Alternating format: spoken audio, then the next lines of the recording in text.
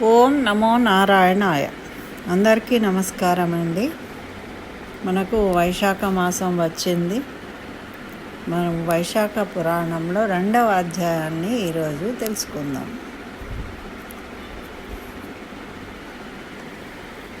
నారాయణం నమస్కృత్య నరం చైవ నరోత్తమం దేవీం సరస్వతీం వ్యాసం తతో జయముదీరయేత్. వైశాఖ మాసంలో చేయవలసిన వివిధ దానాల గురించి నారద మహర్షి అంబరీష మహారాజుకు చెప్తూ ఉన్నాడు. ఏమని అంటే, అంబరీష మహారాజా విను, విష్ణువుకు ప్రీతికరమైన మాసము ఇది, మాధవ మాసము అంటాము ఈ వైశాఖ మాసాన్ని. ఈ వైశాఖ మాసానికి సమానమైన మాసం ఇంకొకటి లేదు. కృతయుగం అంతటి ఉత్తమ యుగం లేదు. జలదానంతో సమానమైన దానం లేదు. భార్యాసుఖంతో సమానమైన సుఖం లేదు. వ్యవసాయం చేయుట వలన వచ్చు ధనమునకు సాటి అయిన ధనం లేదు. జీవించుట వలన వచ్చు లాభానికి సమమైన లాభం లేదు. అంటే మనము జీవించి ఉన్నందుకు దాన్ని సద్వినియోగపరచుకోవాలి ఈ జీవితాన్ని. అయితే నిరాహారముగా చేసిన తపమును మించిన తపము లేదు. దానము చేయుట వలన వచ్చు సుఖమునకు సాటి అయిన సుఖం లేదు. దయా సమానమైన ధర్మం లేదు. కంటితో సమానమైన కాంతి లేదు. భోజన తృప్తితో సమమైన తృప్తి లేదు. ఇట్లా సమమైన వ్యాపారము, ధర్మ సమమైన మిత్రులు, సత్య సమమైన కీర్తి లేవు. ఆరోగ్యము చాలా ముఖ్యము. మనకు ఆరోగ్యాన్ని ఇచ్చేవాడు రక్షకుడు. వైశాఖ సమమైన మాసము లేదు అని మనకు ఆ శ్రీమన్నారాయణుడే రక్షకుడు అని మనకు పురాణాలు తెలియజేస్తున్నాయి. అయితే ఈ శేషసాయి అయిన ఈ శ్రీ మహావిష్ణువుకు వైశాఖ మాసం మిక్కిలి ప్రీతికరం కాబట్టి ఈ మాసంలో వ్రతమును పాటించకుండా వ్యర్థంగా గడిపినవాడు ధర్మహీనుడవుతాడు. అయితే పశుపక్షాది జన్మలను పొందుతాడట. ఏ మాత్రం కూడా వైశాఖ మాసాన్ని వ్రతం ఆచరించని వాడు. యజ్ఞయాగాదులు చేయడం వల్ల కలిగే పుణ్యం కన్నా ఎక్కువ పుణ్యాన్ని పొందుతామట ఈ వైశాఖ మాసంలో వ్రతాన్ని పాటిస్తే.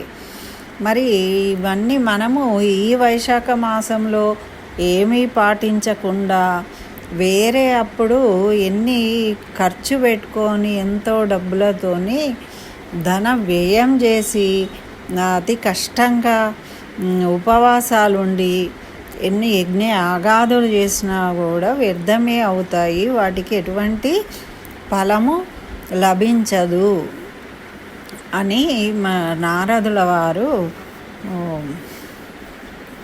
తెలియజేస్తున్నారన్నమాట. అయితే మనకి ఈ మాధవార్పితమైన ఈ వైశాఖ మాసంలో ఒక పండు దానం చేసినా కూడా విష్ణు సాయుధ్యం కలుగుతుందట. అంత పుణ్యప్రదమైనది.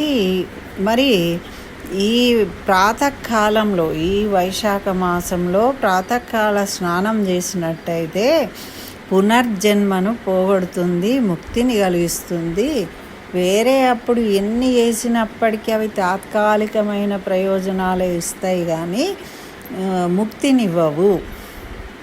అన్ని దానములు చేసినను వచ్చు పుణ్యము సర్వతీర్థాలలో స్నానం చేసిన పుణ్యం కలుగుతుంది. ఈ మాసంలో మనము చేసిన స్నానం వల్ల అన్ని దానాలు చేసిన వచ్చు పుణ్యము మనకి ఈ మాసంలో చేసిన దానం వల్ల, జలదానం వల్ల, కేవలము జలదానం వల్ల మనము పొందగలుగుతాం. అంటే సువర్ణ దానం చేసినా వేరే మాసంలో ఇంతటి పుణ్యాన్ని పొందరు.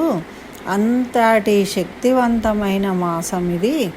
అట్టి శక్తి ఇంకా వేరే ఏ మాసంలో ఆచరించినా కూడా మనకు అటువంటి ఫలితం లభించదు అని తెలియజేస్తూ ఉన్నారు. ఇక్కడ జలదానమును మరొక వైపుకు ఉంచి చూస్తే, అంటే ఇప్పుడు అన్ని దానాలు చేసి జలదానానికి ఫలితం చూస్తే కనుక మనం జలదానం వల్లనే ఎక్కువ పుణ్యాన్ని సంపాదించుకుంటామట అని నారదుల వారు చెప్తూ ఉన్నారు. బాటసార్లు దప్పిక తీరడానికి మార్గంలో చలివేంద్రాలు, అంటే ఎక్కడైనా కూడలలో చలివేంద్రాలను ఏర్పాటు చేయడము, చక్కగా పందిళ్ళు వేయడం. పాపము వాళ్ళు ప్రయాణికులు ఎదురు చూస్తూ ఉంటారు ఎండలలో నిలబడడానికి జాగలేక. అటువంటి వాళ్ళ కోసము చక్కగా చలివేంద్రాలు ఏర్పాటు చేసి చక్కని పందిళ్ళు వేసి వాళ్ళకి సౌకర్యాన్ని కలిగించినట్టయితే విష్ణులోకాన్ని పొందుతారట. తర్వాత ఇప్పుడు కనుక ఎవరికైనా అట్లా జలదానం చేయకుండా మరి ఏమీ చేయని వాళ్లకు చకోర పక్షులు అవుతారట, చాతక పక్షులు అవుతారట. ఎందుకు అంటే అది నీళ్ళు వర్షం పడినప్పుడే లాగుతుంది, కింద ఉన్న నీళ్ళు తాగదు. అది ఎదురు చూస్తూ ఉంటుంది, వర్షం ఎప్పుడు పడుతుంది ఎప్పుడు తాగాలని. అట్లా జలం కోసమే ఎదురు చూస్తూ ఉండే చాతక పక్షి జన్మని ఎత్తుతారట. జలదానం చెయ్యని వాళ్ళు ఇంటికి వచ్చిన వాళ్ళకు కానీ బాటసార్లకు కానీ ఏదో రకంగా జలదానం చేయాలి ఈ వైశాఖ మాసంలో. అయితే ఎండ బాధపడిన వాడు నీడను కోరుకుంటాడు కాబట్టి కాస్త అక్కడ ఒక పందిరి వేయించారనుకోండి, అప్పుడు ఆ పందిరి కింద నిలబడి వాళ్ళు ఎంతో ఆనందపడతారు. మరి బ్రాహ్మణులకు గొడుగులు, విసనకర్రలు దానం ఇవ్వాలి, నీటితో నిండిన కుంభమును దానం ఇవ్వాలి. ఇట్లా దానం చేయని వాడు చాతక పక్షి అయి జన్మించునని చెప్తూ ఉన్నాడు నారద మహర్షి. అయితే అంబరీష మహర్షి రాజుకు. మరి ఇంకా ఏం చెప్తున్నారంటే ఈ నీటిని భూస్పర్శగల నీటిని తాగినా చనిపోతుందట చాతక పక్షి. మబ్బు నుండి పడ్డ నీళ్ళు మాత్రమే కావాలి దానికి. అంటే అది ఆకాశంలో ఎదురు చూస్తూ ఉంటుంది, ఎప్పుడు వర్షం చుక్క పడుతుందా తాగుదాము అని. అంటే గొంత ఎండుకపోతుంటుంది కదా, జీవనాధారమైన ఆహారం కూడా దానికోసం ఎదురు చూస్తూ ఉండే జీవితాన్ని గడపవలసి వస్తుందట మనం ఎవరికి నీళ్ళు కూడా దానం చేయకపోతే. అయితే దప్పిక గలవానికి చల్లని నీటిని చాదరించిన వాళ్లకు కొన్ని రాజసూయ యాగాలు చేసినంత ఫలం కలుగుతుంది. ఎండకు అలసిన వారికి బ్రాహ్మణులకు విసనకర్రలు తో విసిరి ఆదరించడం. ఇంట్లో పెద్దవాళ్ళు కానీ ఎవరైనా గురువు తుల్యులు కానీ ఎవరైనా ఉన్నప్పుడు బ్రాహ్మణులు కానీ వాళ్ళకి సేవలు చేయాలి. చేస్తే కూడా వాళ్లకు చక్కగా పుణ్యం కలుగుతుంది. ఇటువంటి పుణ్యాన్ని బ్రహ్మ కూడా చెప్పలేడట, అంత అనంతమైన పుణ్యం కలుగుతుంది అని నారద మహర్షి అంబరీష మహారాజుతో చెప్తూ ఉన్నాడు. మరి మనకు జలము ఇయ్యని వారికి బహువిధాలైన వాత రోగములతోని పీడితులవుతారట. మరి ఎండకు అలసిన వారికి రక్షణ ఇవ్వాలి, కాస్త చల్లటి నీళ్ళు ఇవ్వాలి, కూర్చోవడానికి జాగా ఇవ్వాలి, వాళ్ళు విశ్రాంతి తీసుకోవడానికి సౌకర్యం ఏర్పాటు చేయాలట. అట్లా చేసినప్పుడు పాప విముక్తులు అవుతారట, విష్ణు సాయుధ్యాన్ని పొందుతారు. మనం అటువంటి ఏవైనా ఇబ్బందులలో ఉన్నవాళ్ళు కూడా ఈ మాసంలో ఇలాంటివి చేయడం వల్ల వాళ్ళ పాప క్షయమైపోయి వాళ్ళ కష్టాల నుండి విముక్తులు అవుతారు. కాబట్టి చక్కగా పరిశుద్ధమైన మనసుతోని భక్తితో చేయాలి ఏ దానం చేసినా కూడా. అప్పుడు సర్వపాప విముక్తుడై బ్రహ్మలోకాన్ని పొందుతాడట. మరి ఏది చెయ్యని వాడు నరకలోక బాధలు అడుగుతాడు. భూలోకం నుండి పాపాత్ముడై మళ్ళీ మళ్ళీ జన్మిస్తూ కష్టాలు పడుతూ ఉంటాడట. మరి గొడుగును దానం చేస్తే మనం మొన్ననే చెప్పుకున్నాం కదా ఫస్ట్ అధ్యాయంలో. అయితే గొడుగును దానం చేస్తే ఆది భౌతిక, ఆది దైవిక, ఆది ఆత్మక దుఃఖాలు నశిస్తాయట. విష్ణు ప్రియమైన మాసం కదా ఇది. ఇక్కడ గొడుగు దానం ఇవ్వడం వల్ల విష్ణు సాయుధ్యాన్ని పొందుతారట. లేకపోతే మనం ఎటువంటి నీడను పందిలేయము, ఎటువంటి ఎవరైనా వస్తే లోపలికి రండి అనము, అంటే మన అవకాశాలను బట్టి వాళ్లకు అలాంటి వసతులు కల్పించడం వల్ల వైశాఖ మాసంలో ముఖ్యంగా ఈ మాసంలో అలాంటివి చేసినప్పుడు మనకు అనంతమైన పుణ్యం కలుగుతుంది, పాపాలు క్షేమయ్యి అన్ని శుభాలు జరుగుతాయి. ఒకవేళ అటువంటి టైంలో కూడా మనం ఏవి చేయనప్పుడు నిలువ నీడలేని వాడై పిశాచమై బతుకుతాడట. అంటే కష్టంలో ఇట్లాంటి సమయంలో కూడా మనం ఏమీ చేయనప్పుడు ఇహలోకంలో బాధలను పొందడు, సర్వ సుఖాలను పొందుతాడు ఒకవేళ చేసినట్టయితే. కాబట్టి చిన్న చిన్న సేవలు కైంకర్యాలు చేయడం వల్ల మనం విశేషమైన ఫలితాలను పొందుతాము. ఈ మాసంలో నిరాధారులకు, బాటసారులకు ఉపయోగమయ్యేటట్టు ఏవైనా మనం చేయాలన్నమాట. మండపాలు ఏర్పాటు చేయడము, చలివేంద్రాలు ఏర్పాటు చేయడము, నీరు అందించడం, మన చేయితోని ఒక గ్లాసు నీళ్ళు ఒకళ్ళకన్నా ఇవ్వాలి ఒకరోజు మొత్తంలో.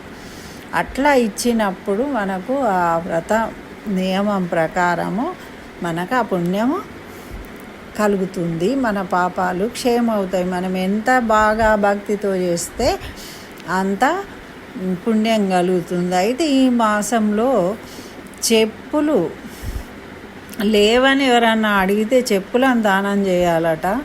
లేదు ఒక బ్రాహ్మడికి చక్కగా చెప్పులు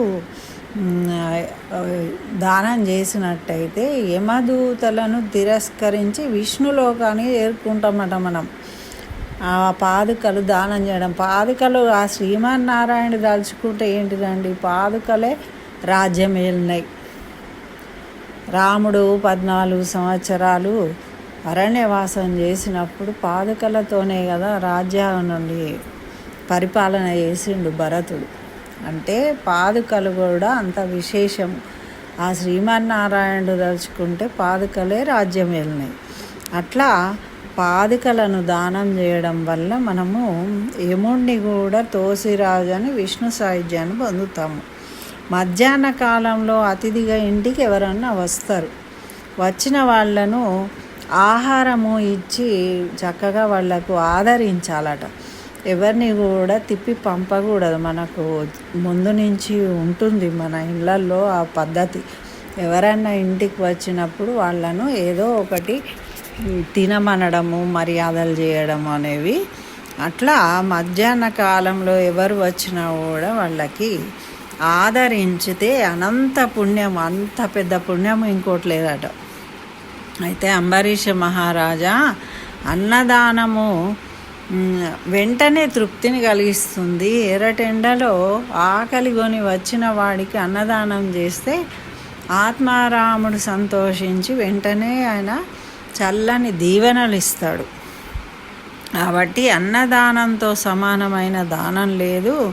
అలిసి వచ్చిన బాటసార్లకు చక్కగా మధురంగా కుశల ప్రశ్నలు అడిగి ఆదరించి వారికి ఆహారం ఇచ్చినట్టయితే వాడికి ఆకలి ఉన్నప్పుడు వేరే ఏ సుఖాన్ని కోరుకోడు. ఎందుకు అంటే తను ఆహారం తిని తృప్తుడు అయిన తర్వాత అప్పుడు వేరే సుఖాల పట్ల ఇష్టపడతాడు. అంతేగాని ఆకలి అన్నది తీర్చడం అన్నది అంత గొప్ప పుణ్య విశేషం కలిగింది, అన్నదానం అంత గొప్పది అని నారదులు అంబరీష మహారాజుకు తెలియజేస్తున్నారన్నమాట. ఇంకా ఏమంటున్నారంటే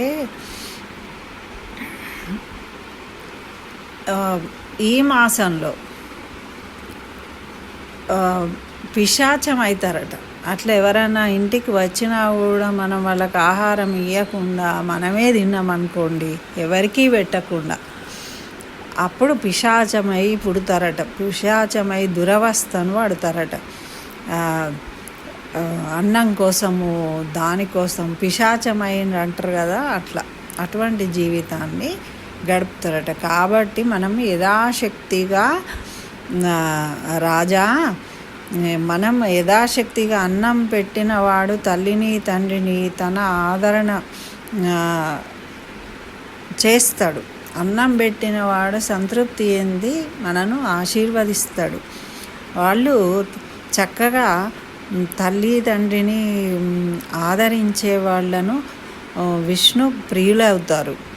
మరి అన్నదానం సర్వోత్తమమైన దానం కాబట్టి ఆ శ్రీమన్నారాయణ జన్మనిచ్చిన తల్లిదండ్రులు కేవలం జన్మనిస్తారు, కానీ అన్నదాతలు మాత్రమే అన్నము పెట్టవలసిన నైతిక బాధ్యత ఉన్నవాళ్ళు తల్లిదండ్రులు పిల్లలకు అన్నం పెడతారు. కానీ ఇలా వేరే వాళ్ళు అన్నార్తులై ఆకలితో అలమటించే వాళ్లకు మనము సేవారూపకంగా అన్నదానం చేయడం వల్ల విశేషమైన ఫలితాన్ని, అంటే మనం ఒక బాధ్యతగా అన్నం పెట్టడము అనేది అన్నదానం కింద రాదు. అలా తల్లిదండ్రులు పిల్లలకు పెట్టడము, పిల్లలు తల్లిదండ్రులకు పెట్టడము జన్మతా వచ్చే నైతిక బాధ్యత అది. అలా కూడా తల్లిదండ్రులను ఆదరించేవాడు పిశాచాలైపోతారట, అన్నదానం చేయని వాళ్ళు, అట్లా కూడా పెట్టని వాళ్ళు.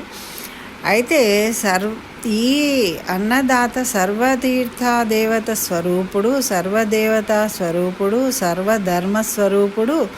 అనగా అన్నదానమును అన్ని తీర్థములలో సర్వదేవతలు సర్వధర్మాలు ఆచరించినట్టుగా మనకు అంతటి పుణ్యం కలుగుతుందట. మనం వేరే పూజలు చేయడము, ఎక్కడెక్కడో తీర్థాలలో వెళ్ళి స్నానము చేసే బదులు ఇట్లా ఆకలితో అలమటిస్తూ ఉన్న వాళ్లకు అన్నదానం చేయడం వల్ల అంతటి విశేషమైన ఫలితాన్ని పొందుతాము. కాబట్టి అంబరీష మహారాజా, ఈ వైశాఖ మాసము అంత మహిమాన్వితమైనది, చాలా గొప్పది, విష్ణు ప్రీతి కలిగేది మాసము.